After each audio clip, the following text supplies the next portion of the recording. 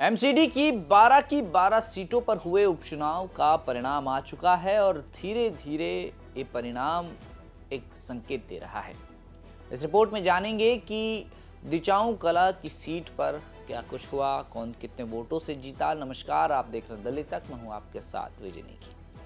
दिचाऊ कला सीट में 2022 में नीलम पहलवान निर्दलीय प्रत्याशी जो पार्षद बनी, उसके बाद वो भाजपा में शामिल हुई और 2025 में भाजपा ने नजफगढ़ विधानसभा से उनको टिकट दिया और वो जीत गई और विधानसभा चले गई और ये सीट खाली हुई। उसके बाद यहाँ उपचुनाव हुए और आज जो उपचुनाव का परिणाम आया है वो परिणाम भारतीय जनता पार्टी के पक्ष में आया है। इस सीट को रेखा रानी ने तकरीबन 4000 से ज़्यादा वोटों से जीता है और बड़ी आसानी से इस सीट को उन्होंने बीजेपी के पाले में डाला है। आइए जानते हैं कि किस प्रत्याशी को कितना वोट मिला।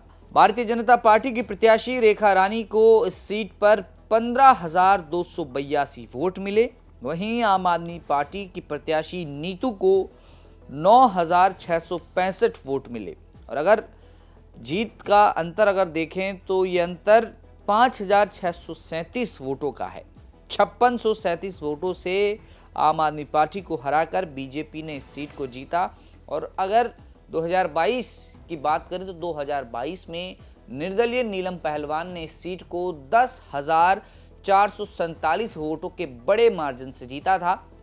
हालांकि इस बार उपचुनाव हुए तो उपचुनाव में वोटिंग भी कम हुई है और ऐसे में इसका असर चुनाव नतीजों पर भी देखने को मिला है और जो चुनाव जीतने का डिफरेंस है, मार्जिन है, वो भी कम हुआ है। लेकिन इस सीट को बड़ी आसानी से बीजेपी ने जीता है, जिसका ये कारण है क्योंकि आपने देखा होगा कि मंत्री साहिब सिंह वर्मा हो, मुख्यमंत्री रेखा गुप्ता हो, विधायक हो, सांसद हो, लगातार इस सीट पर वो प्रचार कर रहे थे, ग्राउंड में उतरे हुए थे और जिस तरह का होल्ड यहाँ की विधायक जो हैं नीलम पहलवान का इस सीट पर है, उसका भी फायदा भारतीय जनता पार्टी को हुआ और आसानी से ये सीट बीजेपी ने जीत ली।